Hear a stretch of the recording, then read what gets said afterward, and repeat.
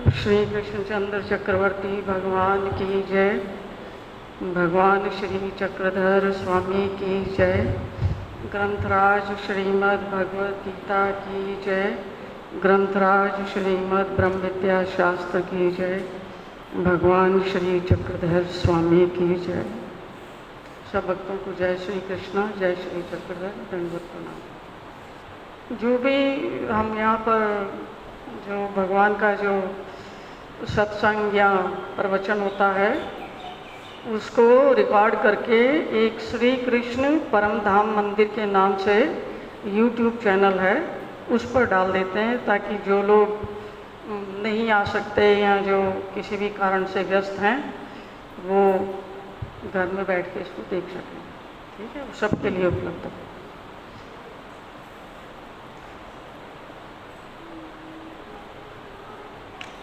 एक पिछली बार हमारा डिस्कशन चल रहा था, कुछ याद है? पिछले हफ्ते हमने किस चीज़ की बात की थी? कुछ याद है या सब विस्मरण हो गया? यही तो परेशानी है, आदमी को एक भूलने की बीमारी है। उसको कुछ भी बताओ, कितना भी बताओ, क्या करते हैं हम? भूल जाते हैं। कभी विचार किया है कि हम भूलते क्यों हैं? सारी चीज़ें भूल जाते हैं क्या? नहीं ना। तुमने अपने बच्चों के नाम तो याद हैं, और तुम्हारे कितने बच्चे हैं वो भी भूल जाते हो कभी? अपने घर को भूलते हो कभी? हाँ, यहाँ बैठे भी उसका चिंतन होता ना। माता पिता को भूलते हो? अपना जेवर कहाँ रखा हुआ वो भूलते हो? भूलते हो? किससे कितना पैसा उधार लेना है वो भूलते ही कभी? कौन तुम्हारे पास आया था और उसने आपने 6 महीने पहले उसको 1 गिलास चीनी दी थी, वो बेचारा मजबूरी में आया था कि बहन 1 गिलास चीनी दे दे, मैं दे दूंगी वापस, और अभी 6 महीने हो गए उसने वापस नहीं की है। वो अपना गिलास याद है? अब चीनी भी याद है? भूलते हैं उसको? उसको नहीं भूलते। दिमाग क्या करता है, जो चीज़ें वो महत्वपूर्ण नहीं समझता उनको अरे बेकार की है ये, इनको याद करके क्या करूँगा? इसलिए वो अपने आत्म कल्याण की चीज़ों को बेकार की समझ के जितनी बार भी बताया जाए उतनी बार ही भूल जाता है।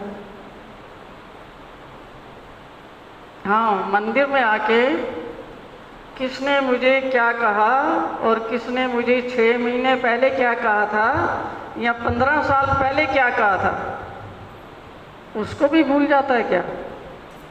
उसको भूलता है? उसको नहीं भूलता।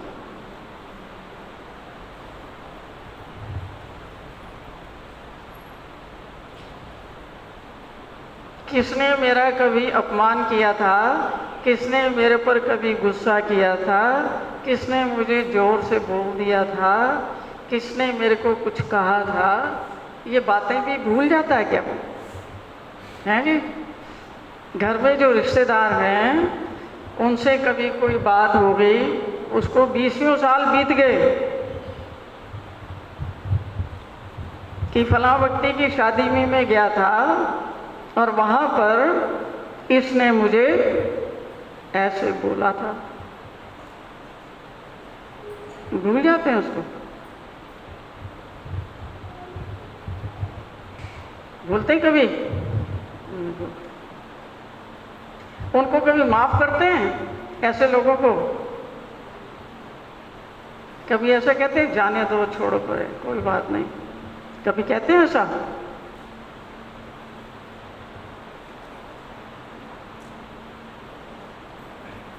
नहीं कहते, उनको याद रखते हैं। जब भी अकेले बैठते हो हैं, भगवान का स्मरण करने के लिए, चिंतन करने के लिए, ध्यान करने के लिए। अब ख्याल किसका आएगा? भगवान की लीला का आएगा, है नी? भगवान के किसी वचन का आएगा? है?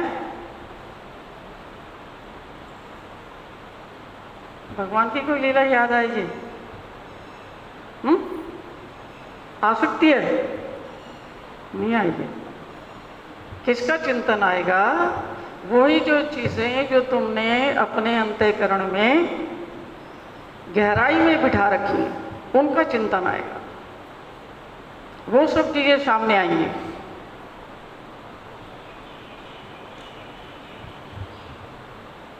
फिर कर पाओगे कुछ भजन, ध्यान, स्मरण? माला तो चलेगी हाथों में, और ध्यान कहाँ कहाँ भटकेगा? कहाँ कहाँ भटकेगा? अभी तक उन लोगों को माफ नहीं किया, अभी तक उन लोगों से अपना पीछा नहीं छुड़ाया, अभी तक उनके कारण अपने आप को कलेशित कर रहे हैं, दुखी कर रहे हैं, परेशान कर रहे हैं। बीमारियां किसको लगेंगी? उनको। बीमारियां किनको लगेंगी? उनको जिनका चिंतन कर रहे हो। नहीं, बीमारी किसको लगेगी?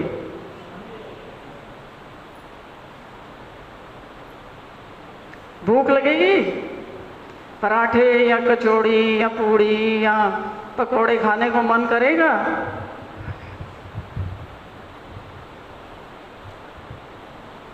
कोई कई लोग घूमने चलते हैं, कुछ करने चलते हैं, पिकनिक में चलते हैं, मन करेगा? नींद आएगी? नींद आएगी? चैन की नींद आएगी रात को? बीपी का क्या हाल होगा? पेट में उपद्रव होंगे या नहीं? अब बीमारियां किसको घेरेंगी? उनको जिनको हम माफ नहीं कर रहे, उनको घेरेंगी।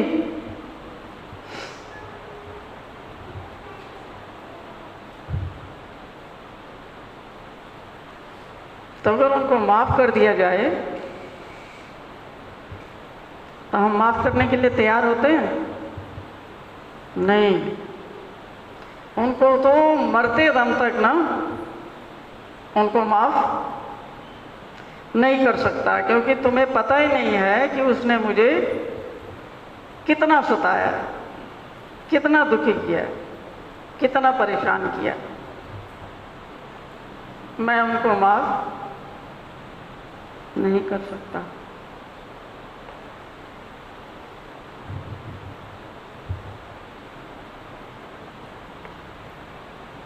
माफ करने के लिए कभी हम तैयार भी होते हैं तो कहते हैं कि एक शर्त पे माफ करूंगा। शर्तें रखते हैं, कंडीशंस लगाते हैं। कभी कोई आ भी जाना भूले भटके, यार बड़ी गलती हो गई, क्षमा कर देना, चल साइड हो। बात करते हैं उससे? नहीं।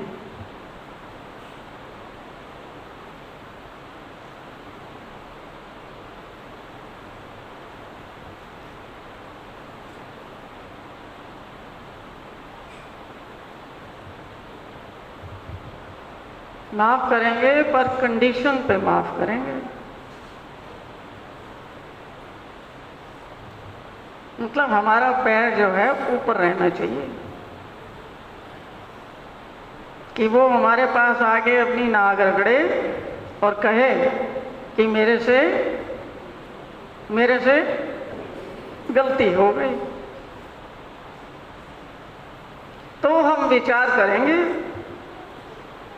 भाई इसको मार दिया जाए या छोड़ दिया जाए, अब बोल तेरे साथ कैसा सलूक किया जाए।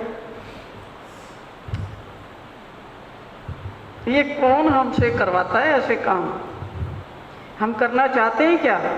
जब भगवान के दरबार में आ जाते हैं, भगवान ने हमें बहुत अच्छे से समझा रखा है 16वें अध्याय में कि ये सारे आसुरी प्रवृत्ति के लक्षण हैं, ये तुम्हें आसुर बनाएंगे, तुम्हारे जीवन को, जीवन का जो सुर है, जो बैलेंस है, उस सब का सत्यानाश कर देंगे। इनको छोड़ दो।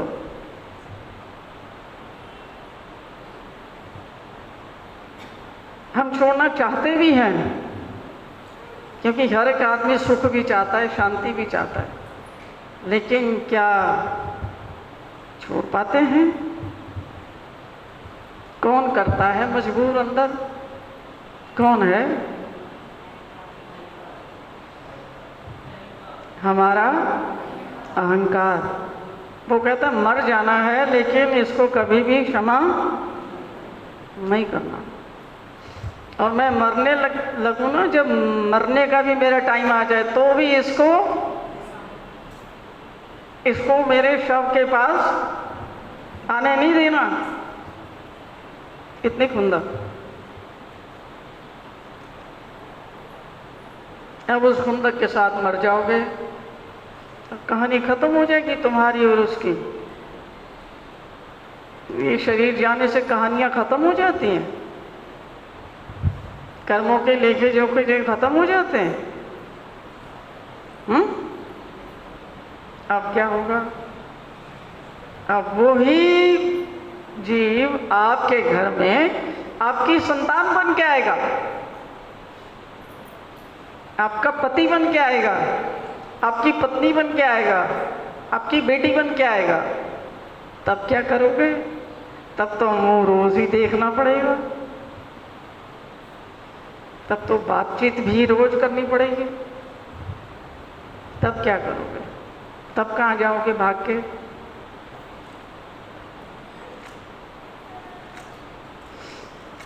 तब तो डील करना ही पड़ेगा ना। अब जो खुंदक है अंदर, माफ तो किया नहीं। अब जब वो तुम्हारे घर के बन के आएंगे, तब उनके साथ में कैसा होगा व्यवहार? अच्छा बर्ताव करोगे? कर सकते हो? नहीं।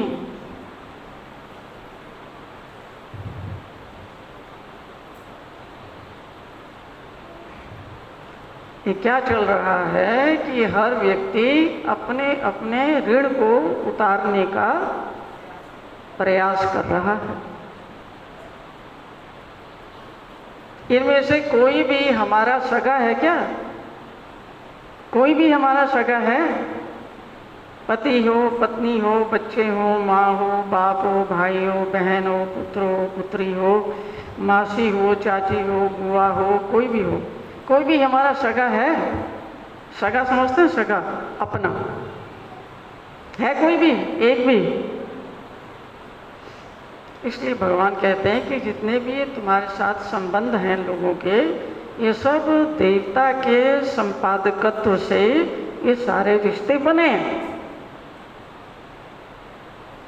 इसमें दो ही चीजें चल रही हैं। जो आपने किसी से लेना है उसको लेने के लिए आते हैं, और जो आपने किसी को देना है उसको देने के लिए आते हैं।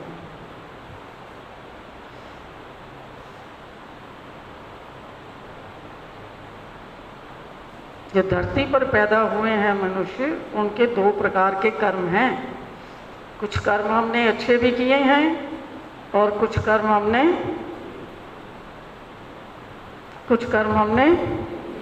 बुरे भी किए हैं। अब कलयुग का जीव है, इसके कर्म बताओ कैसे होंगे? किसका जन्म कलयुग में होता है? अच्छे लोगों का जन्म कलयुग में होता है? हैं? अच्छे लोगों का जन्म होता है कलयुग में? तो किन लोगों का जन्म होता है कलयुग में? होता है या हो सकता है? हम सारे बैठे हुए हैं, हम सभी तो उदाहरण हैं कलयुग के। कैसे लोगों का जन्म होता है कलयुग में?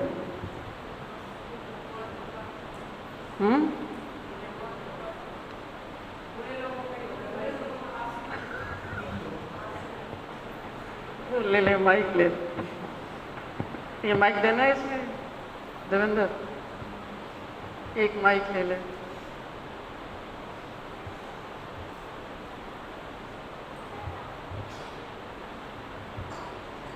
ये इनको दे दो, एक आप ले लो।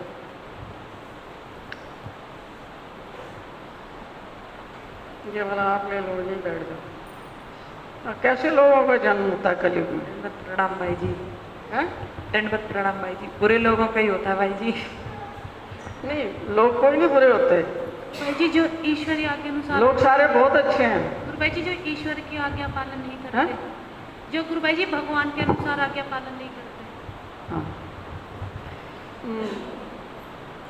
जो है कैसे लोगों का जन्म होया उस पर आपने बताया कि बुरे लोगों का जन्म होता है।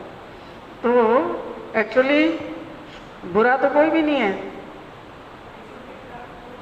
कर्म बुरे। कोई भी आदमी है या औरत है, व्यक्ति है, कोई भी है,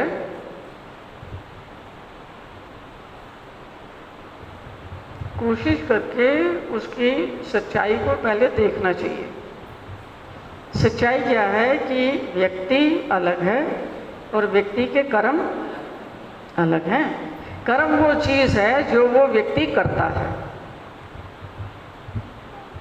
है ना? और वो किसके कहने पे करता है? उसके पास दो ऑप्शंस हैं। वो चाहे तो भगवान के वचनों के अनुसार,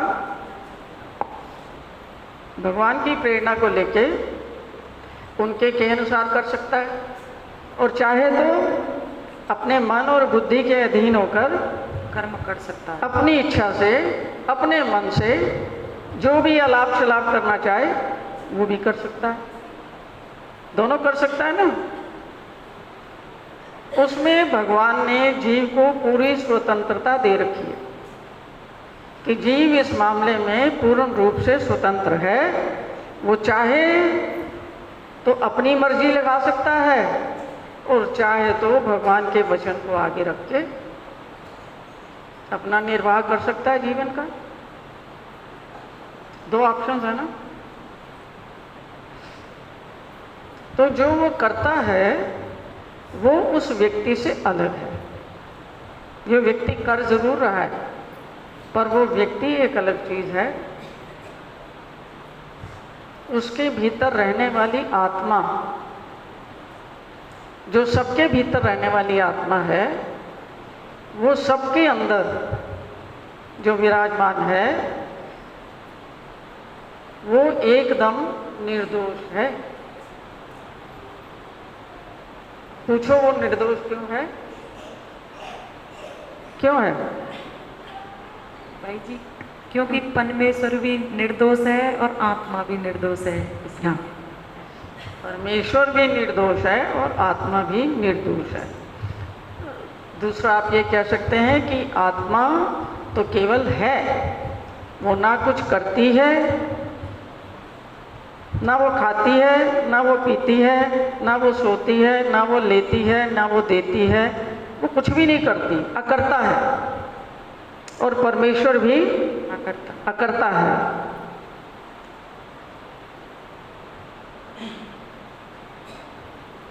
जो हम काम करते हैं, अगर हम मन के कहे पर, अपनी बुद्धि के कहे पर, अपने मन के कहे पर करते हैं,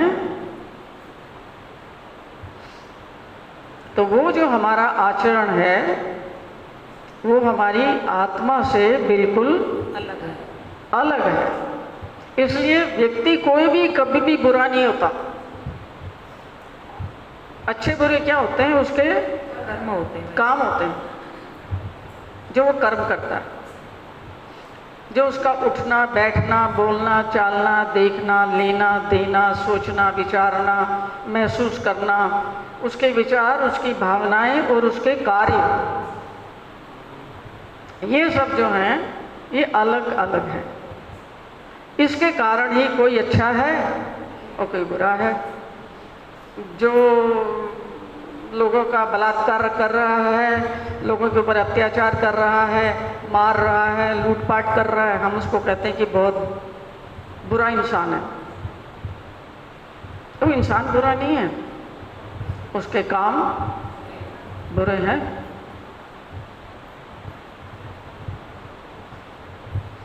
तो कलयुग में वो लोग पैदा होते हैं जिनके काम नीच है। सबसे नीच काम उन्होंने क्या किया हुआ है कि वो सच्चाई को छोड़कर सदैव झूठ का सहारा पकड़ते हैं और सच्चाई को जानने के लिए और सच्चाई पर चलने के लिए तैयार नहीं होते। यही उनका सबसे बड़ा दोष है। सच्चाई उनको साफ नजर आती है, लेकिन सच्चाई को मानने से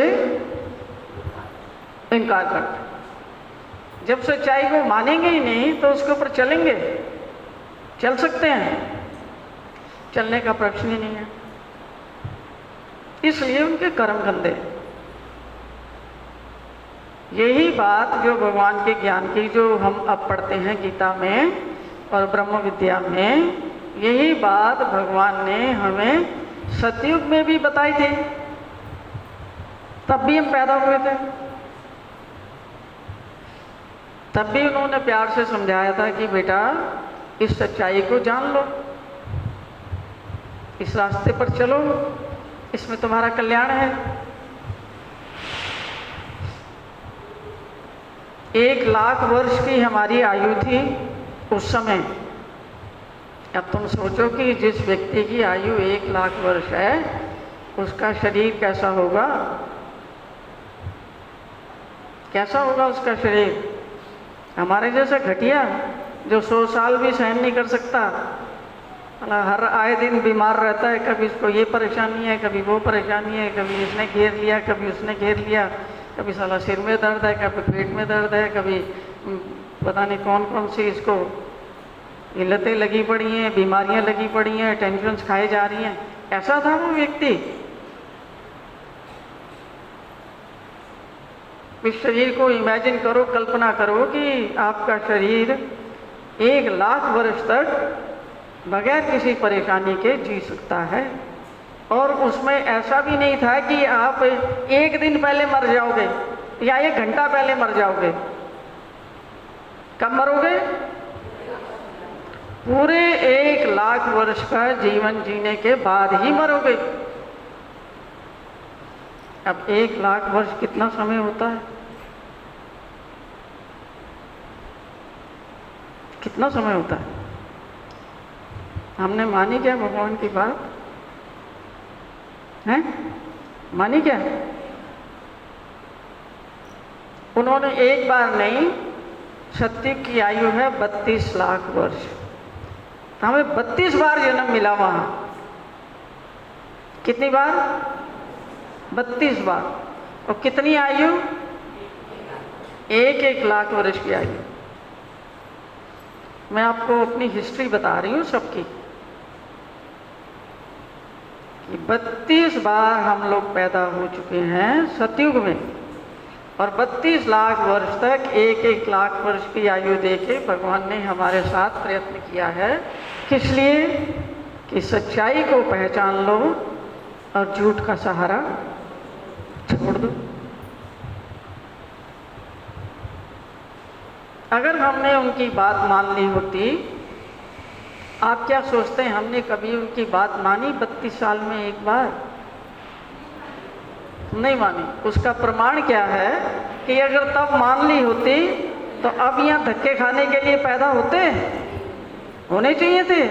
भगवान अपने भक्तों को जो उसकी बात मानता है उसको धक्के खाने के लिए कलयुग में छोड़ता है। तो इससे जाहिर है कि हमने उनकी बात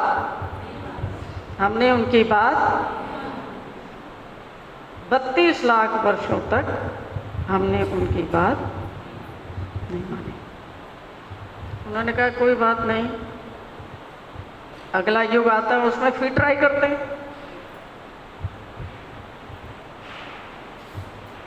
त्रेता युग आ गया। झूठ बोलने के कारण, झूठ का साथ देने के कारण हमारी आयु जो 1 लाख वर्ष की थी वो अब घट के 10,000 वर्ष की रह गई। 90% हमारी आयु किसने खा ली? झूठ ने, छल ने, कपट ने खा ली, क्योंकि हमने मानी नहीं भगवान की बात। अब उसकी 10% आयु रह गई, 10,000 वर्ष। और वो युग कितने साल तक चला? 16 लाख वर्ष और हमारा जीवन चला त्रेता युग में। वहाँ पर भी हमें अनगिनत चांस दिए गए, बेटा कोई बात नहीं, तब तुमने नहीं मानी, अब मान लो। अब भी ज्ञान दिया है वो आपको, अब मान लो। मान ली क्या हमने? पकड़ लिया सच्चाई को, छोड़ दिया झूठ को? नहीं छोड़ा झूठ को।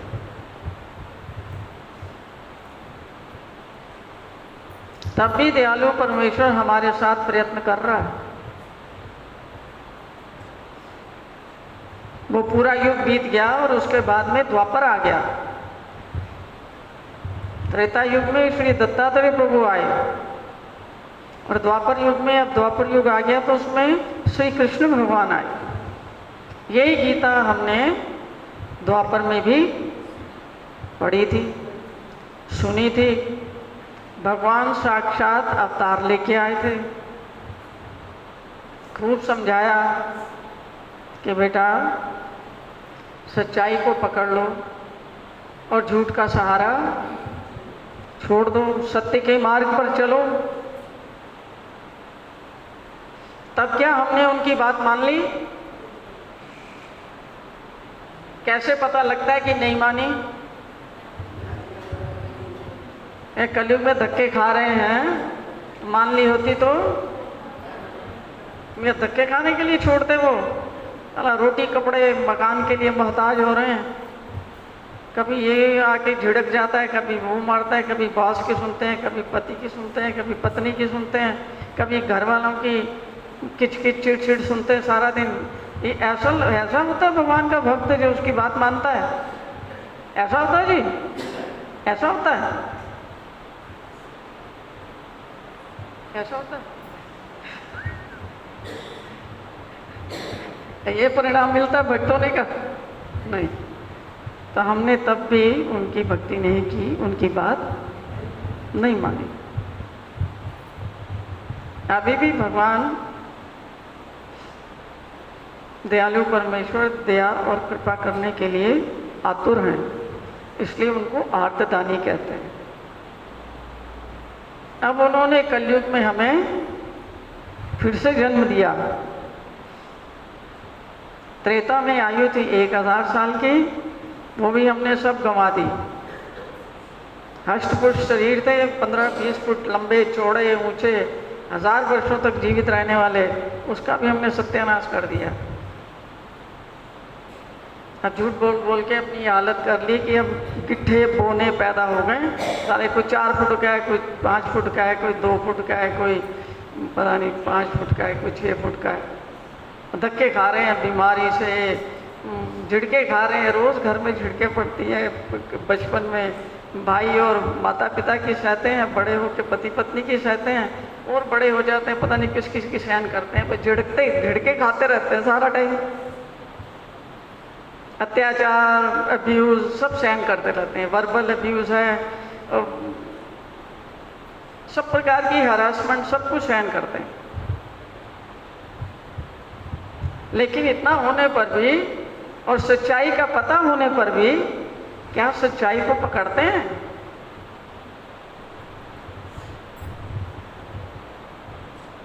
चलते हैं सच्चाई के रास्ते पर? नहीं, झूठ ही पसंद है।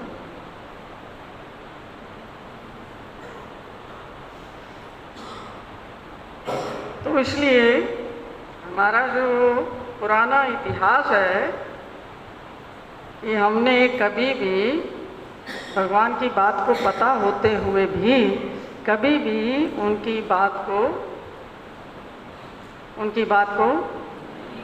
माना नहीं। जब उसको स्वीकारा ही नहीं तो उसके ऊपर चलने का प्रयास किया होगा हमने कभी? प्रश्न उठ सकता है चलने का? प्रश्न ही नहीं उठ सकता। अब ये जन्म मिला है कलयुग में, इसमें हम क्या कर रहे हैं? जब इतने लाखों हजारों साल तक हमने उसकी बात पर जरा सा भी ध्यान नहीं दिया, अब इस जन्म में मानेंगे उसकी बात को?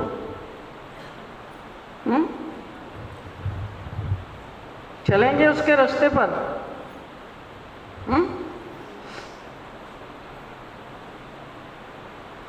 अब कलयुग के बाद जो है, जो कलयुग में आके भी भगवान ने इतनी सुविधा कर दी कि तुम्हें 1 लाख वर्ष तक कुछ नहीं करना, 10,000 हज़ारों वर्ष तक कुछ नहीं करना। अब तुम्हारे पास सिर्फ 100 साल की आयु है, वो भी कोई बिरला ही 100 साल की आयु जीता है। अब तो मैंने तुम्हारी आयु इतनी छोटी कर दी, इतनी कम कर दी, अब तो इसमें तो तुम बड़ी आसानी से कर सकते हो। मान रहे इसमें उसकी बात? मन करता है मानने को? मन करता है मानने को?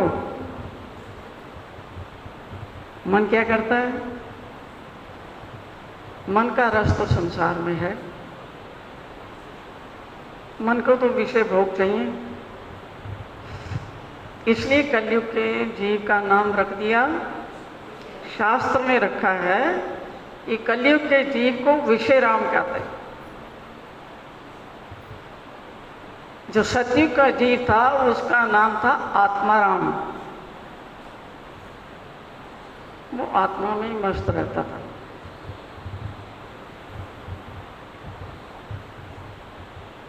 आत्माराम था उसका नाम।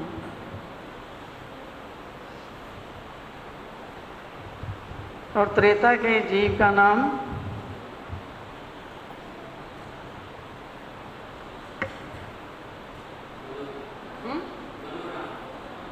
हाँ, त्रेता के जीव का नाम था मनोराम। मनोराम कौन होता है? जो अपने मन की सब चीज़ों में व्यस्त रहता है, बस मन की भक्ति करता है, मन में ही उलझा रहता है। और मन से ही भक्ति भी होती है। भक्ति तो मन से ही होती है, भावना से ही होती है। तो चाहे आप संसार की कर लो और चाहे आप किसी और की कर लो, भगवान की कर लो, देवी देवता की कर लो, पितरों की कर लो, किसी की भी कर लो।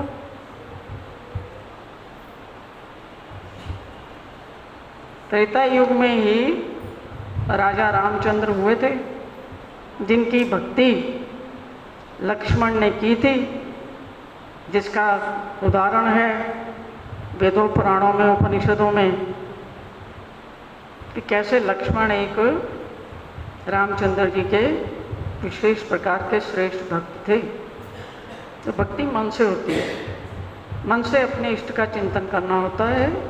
उठते बैठते, खाते पीते, सोते जागते, चलते फिरते अपने इष्ट का चिंतन रहता है, वो मनोराम होता है।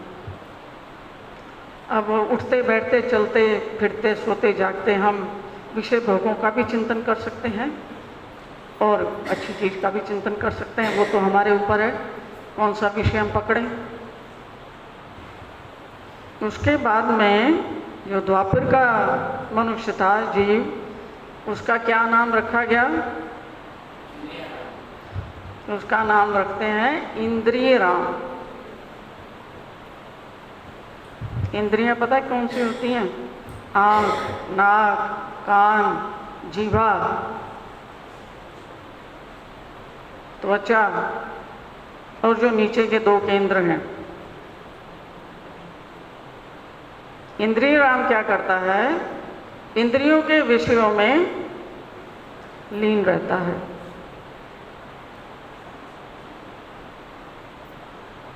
इसलिए उसका नाम रख दिया जो इंद्रियार्थ सुख की तलाश में रहता है कि कैसे मैं अपनी इंद्रियों को संतुष्ट कर सकूं, मेरी इंद्रियां संतुष्ट रहनी चाहिए। उसका यही फोकस रहता है सारा जीवन। उसका नाम है इंद्रिय राम।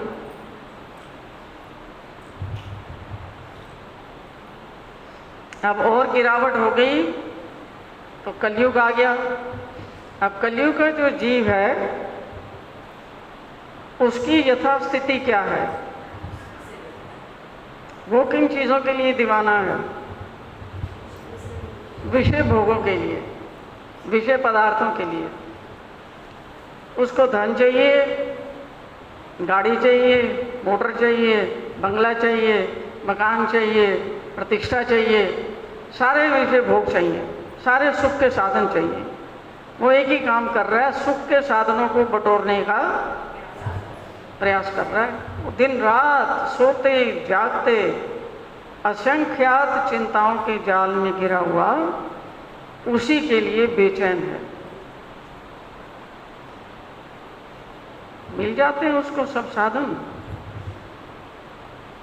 और जो मिल भी जा रहे हैं क्या उनसे वो संतुष्ट है? संतुष्ट है? संतुष्ट रहता है? छोटी गाड़ी थी 6 लाख वाली, अब उससे कितने दिन संतुष्ट रहेगा? संतुष्ट रहेगा? 10-20 साल सारी उम्र संतुष्ट रहेगा? अब उसको 15 लाख वाली चाहिए। एक घर है 2 कमरे का, उसमें संतुष्ट रहेगा? पहले किराए पर रहता था, अब अपना घर है 2 कमरे वाला, उसमें संतुष्ट रहेगा? कि भगवान बहुत कृपा आपकी, बस अब मैं संतुष्ट हूँ, संतुष्ट रहेगा? अब उसको 2 कमरे से क्या चाहिए? 4 कमरे चाहिए, 5 कमरे चाहिए, 20 कमरे भी हो जाएं, एक पूरी बिल्डिंग हो जाए तो संतुष्ट हो जाएगा? इसकी तो एक ही मंजिल है, 20 कमरे हैं, एक ही मंजिल है, उसकी 3 मंजिलें बना दो तो हो जाएगा संतुष्ट?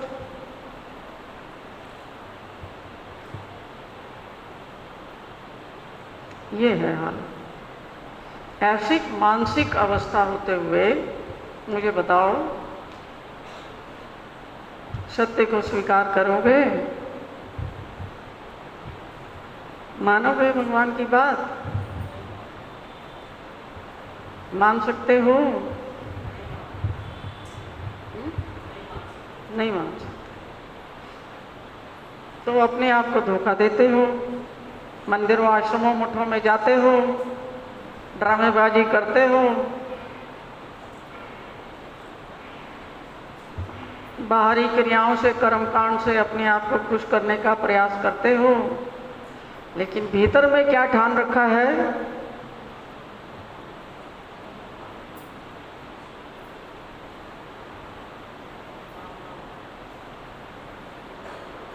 भीतर में पूरा निश्चय कर रखा है कि सुनो सबकी और करो किसकी? अपने मन की। ये सोच रखा। तो किसकी भक्ति हो रही है फिर? अपने मन की भक्ति हो।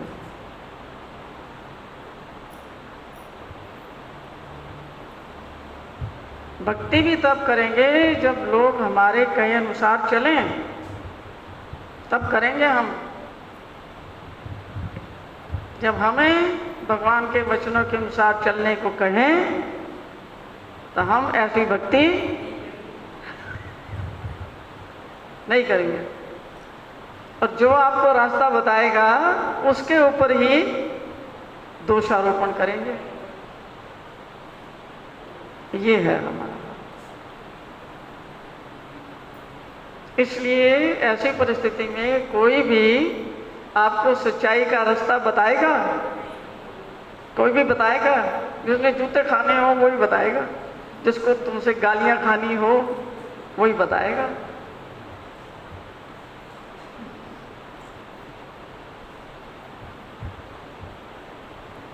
बता भी दिया तो वो कुछ कहेगा कुछ कि इस रास्ते पर चलो? नहीं। जैसे ही तुम्हें इस रास्ते पर चलने के लिए कहा जाता है, पहला ख्याल आता है कि इस आदमी को यहाँ से गायब करो, कोई साला ने बहुत दिमाग खराब कर रखा है। जब भी जाते हैं यही शिक्षापन करता है, यही उपदेश देता है, यार भगवान का रास्ता पकड़ लो, भगवान का रास्ता पकड़ लो, भगवान का रास्ता पकड़ लो। वो कोई काम है ही नहीं, काम के ना काज के काम के ना काज के, और दुश्मन अनाज के। खाने पीने को इनको चाहिए।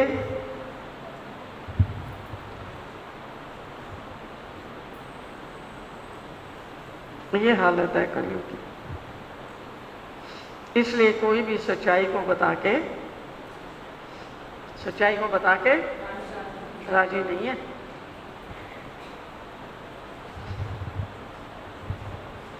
एक ईश्वरीय धर्म है जिसमें आपको परमेश्वर का, परमात्मा का ज्ञान मिलता है, जिसमें आपको बताया जाता है कि हर एक चीज़ का आपके ऊपर, आपके कर्मों का आपके ऊपर कैसा परिणाम होने वाला है।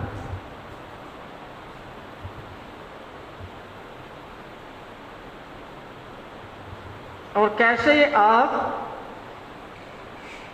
कर्मों के परिणाम को, कर्मों के जो बंधन जो पैदा होते हैं, उनसे अपने आप को मुक्त कर सकते हैं।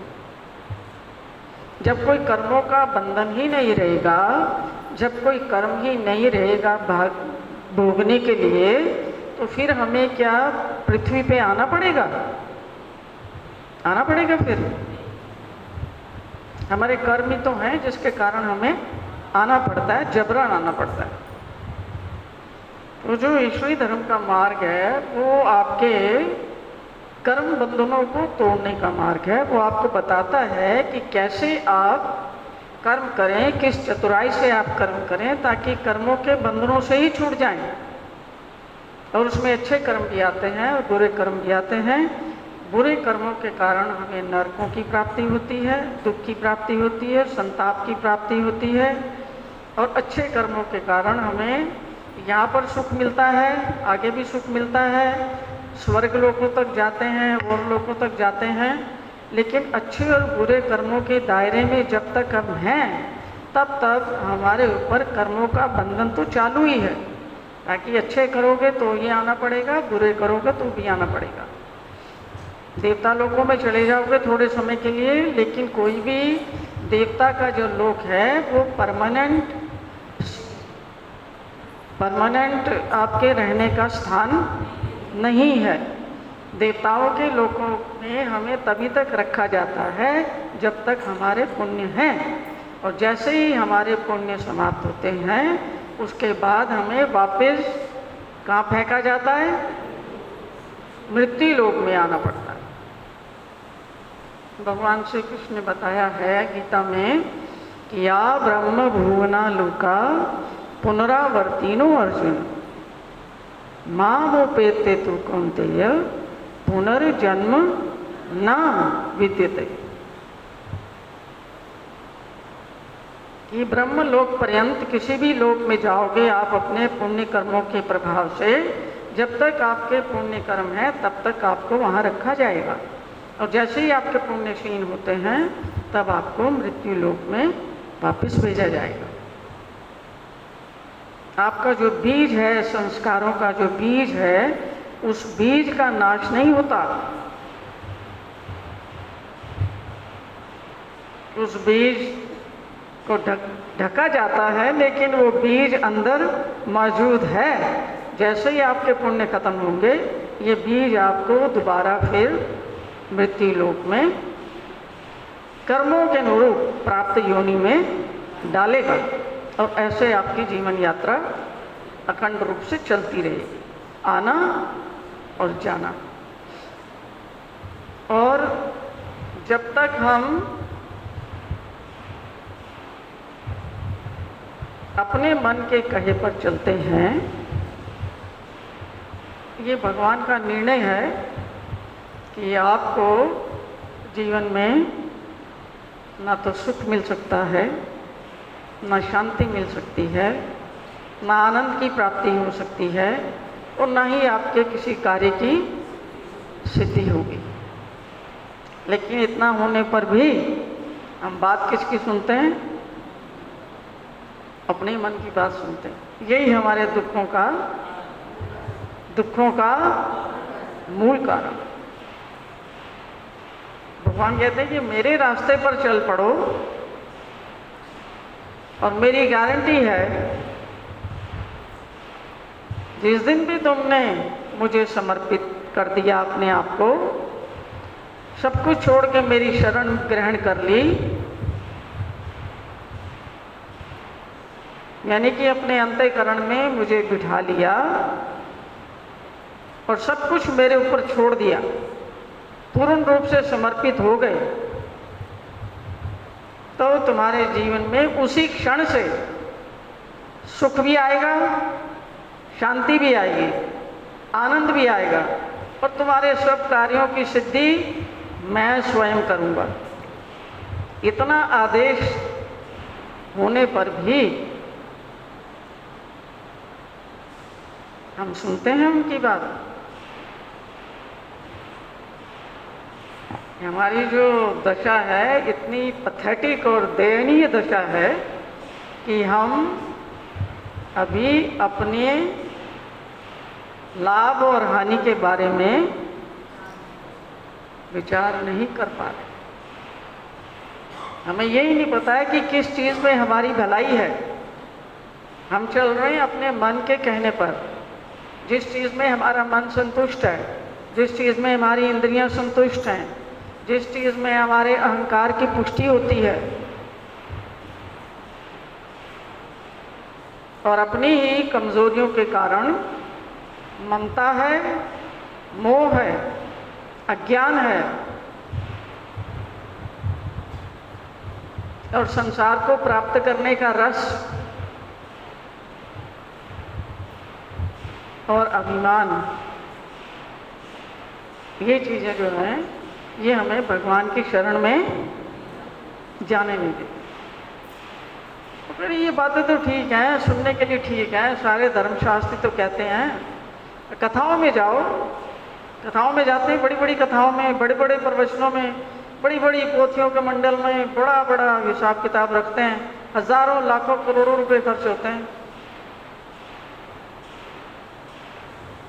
सब क्रियाएं बाहर बाहर की क्रियाएं हैं।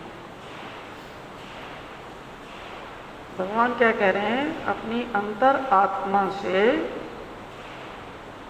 मेरा भजन, ध्यान, स्मरण, चिंतन करो, मेरी बताई हुई आज्ञाओं का पालन करो, मेरे रास्ते पर चलो, अपने आप को बदलो। अभी जो हमारे अंदर आसुरी प्रवृत्ति के लक्षण हैं, उनको जब तक हम नहीं छोड़ते, हम भगवान के रास्ते पर चलने के लिए योग्य नहीं है। क्योंकि उनका वचन है कि राजसी और तामसी प्रवृत्ति के व्यक्ति ईश्वरीय धर्म के अधिकारी नहीं हैं। तो जब तक हम अपनी राजसी और तामसी प्रवृत्तियों का त्याग करने के लिए तैयार नहीं हैं, हम कभी भी योग्य बन सकते हैं? अब उन्होंने रास्ते दोनों दिखा दिए। अब देख लो, योग्य बनना चाहते हो तो बन जाओ और उनके रास्ते पर चलो, और अगर अपनी आसुरी प्रवृत्तियों को नहीं छोड़ना चाहते, राजसी तामसी प्रवृत्तियों को नहीं छोड़ना चाहते, तो भगवान को इसमें कोई आपत्ति नहीं है। उनका कोई नुकसान हो रहा है? उनका नुकसान हो रहा है? और हम चल पड़ेंगे तो उसका फायदा हो जाएगा, वो सुखी हो जाएगा, वो सुखी हो जाएगा। वो तो आनंद का भंडार है, उसको सुख से क्या लेना? वो तो पहले ही निरति से सुख और आनंद को बांट रहा है सबको। वो तो कहता है मेरे साथ जुड़ जाओ, मेरे पास जितना भी आनंद है सब तुम्हारे लिए ही है। पर हमने अपना जो घड़ा है उसको, उसकी वर्षा तो हो रही है। वो जो भजन गाते हो ना, सुनते हैं तेरी कृपा दिन रात बरसती है, वो तो बरस ही रही है। लेकिन हमने अपने घड़े को कैसा कर रखा है? उसका जो मुंह है ना, वो नीचे कर रखा है। और उसकी जो जो वो मोटी साइड है वो बाहर रखी है, बारिश पड़ती है, निरंतर पड़ रही है, दबादब पड़ रही है, झरने फूट रहे हैं उसके, पर वो उससे फिसल के बाहर चली जाती है। वो बेचारा एक बूंद नहीं ग्रहण कर पाता। तो उसकी कृपा तो निरंतर बरस रही है, नॉन स्टॉप, सोते में, जागते में, उठते में, बैठते में, दिन में, रात में, गरीब के ऊपर, अमीर के ऊपर, चोर के ऊपर, डाकू के ऊपर, साधु के ऊपर, अमीर के ऊपर, गरीब के ऊपर, सबके ऊपर समान रूप से बरस रही है। लेकिन हर कोई ग्रहण कर रहा है क्या? तो प्रॉब्लम कहाँ है? उसमें है जो बरसा रहा है, हमारी पात्रता में है। और वो उनका सारा शास्त्र जो है हमें उनकी कृपा का पात्र बनने का मार्ग दिखा रहा है कि कैसे तुम मेरी कृपा के पात्र बन सकते हो। अब उन्होंने तो रास्ता दिखा दिया, अब चलना ना चलना हमारा काम है। जो चल पड़ेगा उसका जीवन बदल जाएगा, उसके बंधन टूट जाएंगे। जो नहीं चलेगा वो अपना आता जाता रहेगा, खाता पीता रहेगा, मौज मस्ती करता रहेगा, संसार में घूमता रहेगा। आना जाना लगा रहना चाहिए, आना जाना आएगा जाएगा, क्योंकि हमें अपने इन चीज़ों से बहुत प्यार है ना, मनता है, आसक्ति है। कभी हम पुत्र बने, कभी वो हमारे पुत्र बने, कभी हम पति बने, वो हमारी पत्नी बने, फिर कभी हम पत्नी बने, वो पति बने, आता रहे जाता रहे, कभी कुछ ना कुछ बन के साथ निभाते रहे जन्मों जन्मों तक। शादी के भी फेरे जो हैं वो साथ लेते हैं कि 7 जन्मों तक तो रहेंगे। आप आते रहे जाते रहे, मौज मस्ती करते रहे, यही है चक्कर ना जीव का। इसलिए हमारा जो रस है ना संसार का, वो इतना ज़्यादा है कि वो हमें उसकी बात का पता होते हुए भी क्या हमें उस रास्ते पर चलने देता है मन।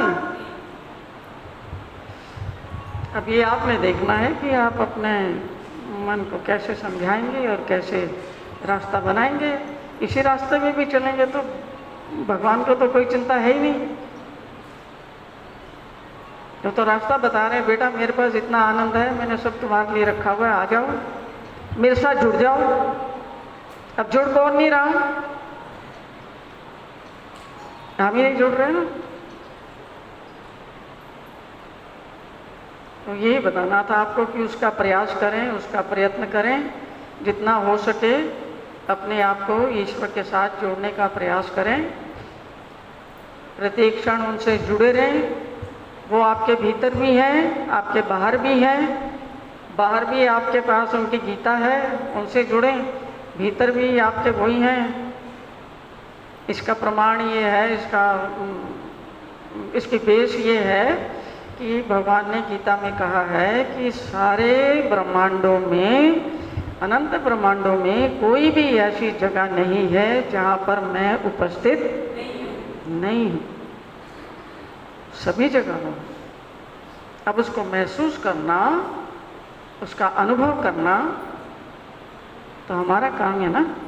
उन्होंने तो बता दिया जो बताना था।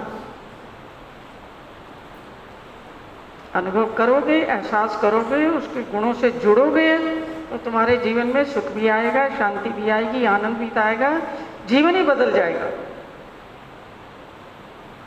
तो उसके लिए प्रयास करना चाहिए। जो जीवन का उद्देश्य है उसको ध्यान में रख के उसके लिए प्रयास करना चाहिए। और जीवन बहुत छोटा है, ये 1 लाख वर्ष से घट के अब 100 साल आ गया है और कलयुग में कोई बिरला ही 100 साल जीता है।